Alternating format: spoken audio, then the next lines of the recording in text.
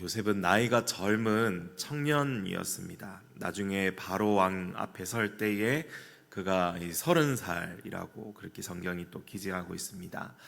17살에 노예로 팔려왔고, 오늘 본문의 사건은 아마도 이 10년 후에 27살, 20대 중반 그 정도 나이로 추정하고 있습니다.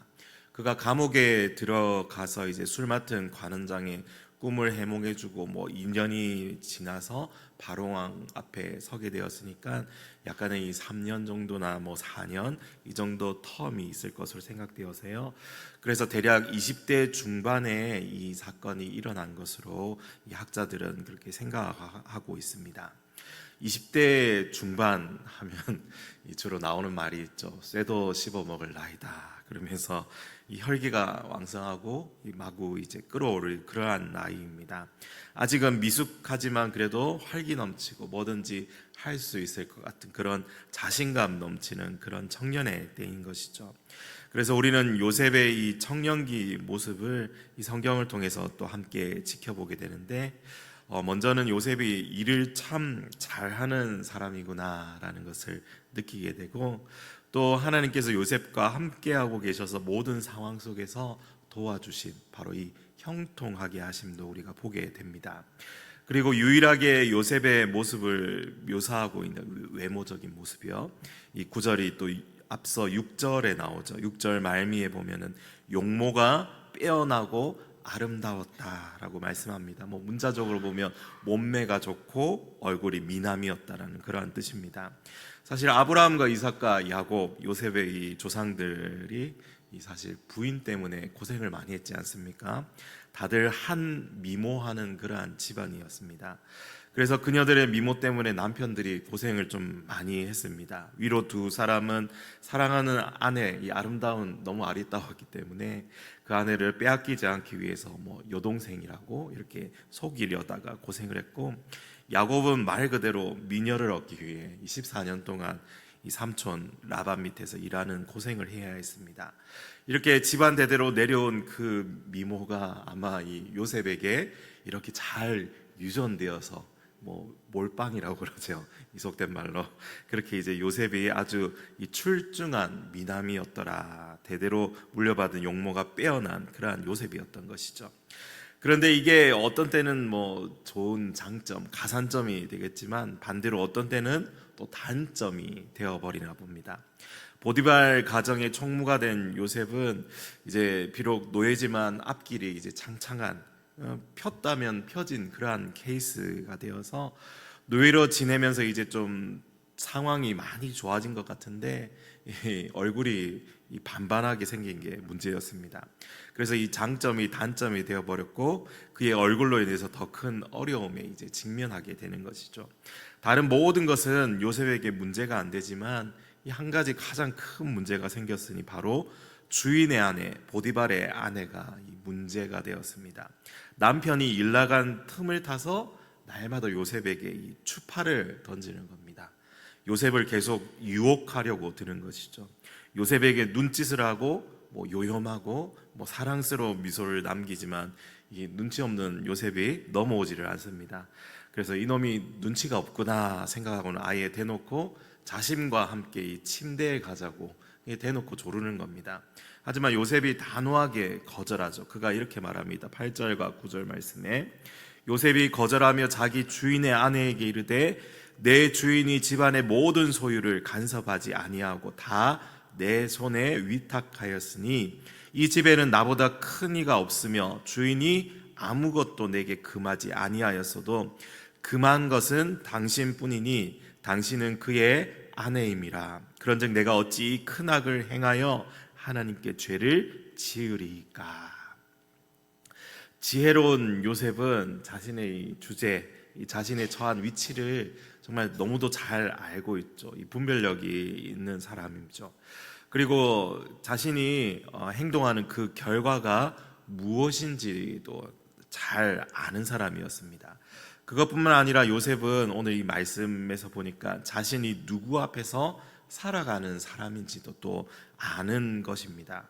바로 하나님 앞에서 살아가는 사람이라는 사실을 그가 인식하고 있는 것이죠. 9절에 나오듯이 그는 하나님께 죄 짓지 않겠다는 그 단호한 이 결단을 가지고 있었던 것으로 보입니다. 사실 여러분, 그 죄의 본성을 정의낼 때 성경에서는 이 유명한 구절이 있지 않습니까? 죄 세 가지 범주로 성경이 소개하는데, 육신의 정욕, 안목의 정욕, 그리고 이생의 자랑, 이렇게 세 가지가 죄의 범주로 속합니다. 육신의 정욕, 몸이 느끼는 그 쾌락을 따라 살아가는 것이죠. 몸이 추구하는 이 만족, 그 만족을 끝없이 추구하는 것이 바로 이 육신의 정욕입니다. 그래서 절제하지 않죠. 안목의 정욕, 즉 눈으로 보고 소유하고 싶어하는 그러한 욕구입니다.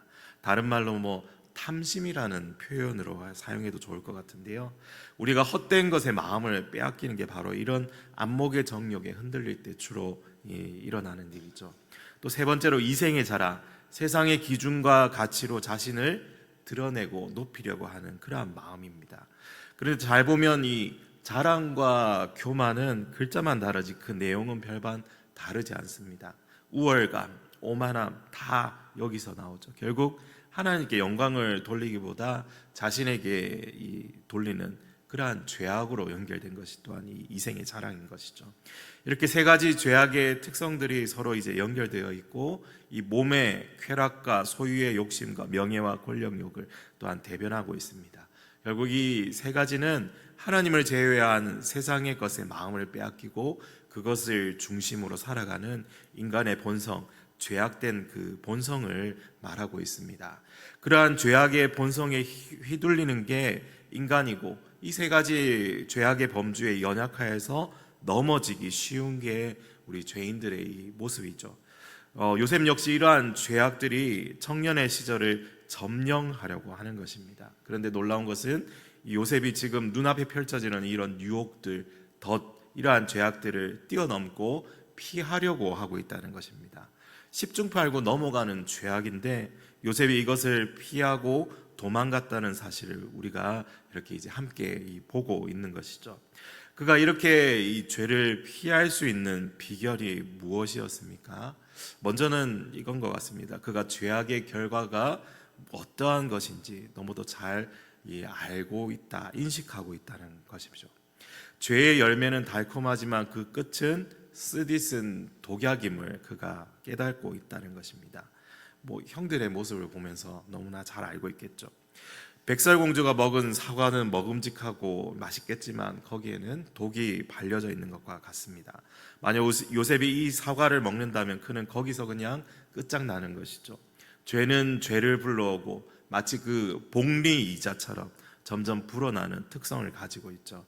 만약 요셉이 지금 이 죄악에 굴복하여 넘어간다면 그는 비참한 최후로 달려가게 되는 것입니다. 다행히 요셉은 어리석은 사람이 아니라 지혜로운 사람입니다. 보디발의 아내를 피해야 자신이 살아남을 수 있다는 사실을 본능적으로 그가 아는 것이죠. 또한 요셉은 아까 말씀에 살펴봤듯이 코람데오, 즉 하나님 앞에 서 있기 위해서 노력했던 사람임을 볼 수가 있습니다. 요셉은 보이지 않는 하나님을 의식하며 살아가는 사람이었던 것입니다. 사실 이게 쉬운 일이 아니죠. 우리도 생각해 보면 일상의 삶에 그냥 함몰되어져서 너무 조금만 바쁘게 살아가도 어떻습니까? 큐티 빼먹고 성경 읽기도 빠뜨리고 기도 생활도 흐지부지 되고 그냥 하나님을 의식하지도 생각하지도 않으면서 살아가는 그러한 시간들이 너무도 많아지게 되는 것을 보게 됩니다. 그러나 이 요셉은 신기하게도 하나님을 계속해서 의식하며 살아가는 사람이었습니다. 마치 하나님께서 그를 보고 계시고 그의 일거수일투족을 감시하고 계시듯이 생각하면서 이 큰 악을 어떻게 내가 하나님 앞에서 저지를 수 있겠느냐 하면서 불이 나게 도망가는 이 길을 선택했다는 것입니다. 요셉의 내면이 얼마나 단단한지 우리가 또 여기서 엿볼 수 있는 것 같습니다. 요셉이 보디발의 총애를 얻은 건 역시 생각해 보면 그가 하나님 앞에서 성실하게 살았기 때문에 벌어지는 일이라는 생각이 듭니다. 단지 그냥 사람 앞에서 잘 보이기 위해서 하는 것이 아니라 하나님께서 허락하신 이곳에서 그가 자신이 할 수 있는 것을 묵묵히 힘을 다해서 살아갔기 때문에 사실 사람에게도 인정받을 수 있었던 것이죠. 이건 나중에 감옥에서도 마찬가지로 일어나는 일입니다. 여러분, 하나님 임재 연습이라는 고전 책이 있습니다. 17세기에 로렌스 형제라고 수도사가 사실 지은 책이죠. 이분은 수도원 주방에서 허드렛 일을 하면서 다른 수도사들보다 더 탁월하게 하나님을 가까이 하는 연습을 했던 것으로 유명한 사람입니다. 어떤 거창한 신학적인 지식을 가진 것도 아니고 탁월한 영적 체험 없이도 평범한 일상 속에서 하나님과 교제하는 연습을 끊임없이 했던 것으로 유명합니다. 그래서 그가 했던 것을 소개해드리면 순간순간 하나님을 인정하면서 그는 살아가려고 노력했습니다. 모든 행동의 시작과 끝에 그는 기도하죠. 하나님, 이 일을 주님께 맡깁니다. 마칠 때도 그렇고요. 주님 감사합니다 하면서 그렇게 살았던 것입니다. 또 호흡과 함께 기도하려고 노력했다고 합니다. 짧은 기도이지만 호흡할 때에도 주님 앞에 드리려고 늘 노력했던 것, 연습했던 것입니다. 또 일상적인 자신이 맡은 일, 요리면 요리, 이러한 허드렛 일까지도 예배로 생각하면서 그 시간을 하나님께서 영광 받으시도록 그렇게 드리려고 했습니다. 그래서 내가 하는 일이 단순히 세속적인 일이 아니라 거룩한 행위가 되도록 하나님께 그 시간을 드리기 위해 이 예배적 삶으로 나아가려고 끊임없이 연습했다는 것입니다. 그리고 또 빠뜨릴 수 없는 성경 말씀 묵상이 그의 삶에 또 있었던 것이죠.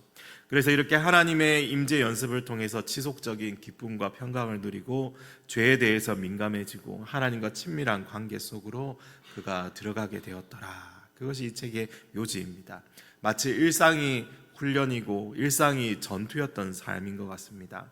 우리는 요셉의 삶에서도 이런 흔적을 발견해 볼 수 있는 것이죠. 코람데오의 정신으로 하나님 앞에서 살아가고자 발버둥 쳤던 그 요셉의 모습이 마치 그 하나님의 임재 연습과 맞닿아 있는 것 같습니다.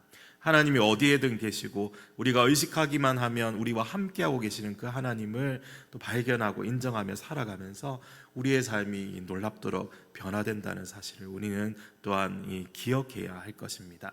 사실 오늘 요셉의 이야기를 연결해서 다 다루면 좋겠지만 본문이 짧기 때문에 여기까지만 다루어야 하겠습니다. 오늘 요셉의 삶을 묵상하면서 예수님의 그림자로 활동했던 그 요셉을 계속해서 생각해 보시고 모든 유혹과 어려움을 이기고 하나님 앞에서 살아갔던 그의 삶을 찬찬히 떠올려 보시기 바랍니다. 그래서 하나님께서 원하시는 삶이 무엇인지 생각하고 깊은 깨달음을 얻고 오늘 하루도 주님과 동행하는 이 하루가 되시기를 간절히 소망합니다.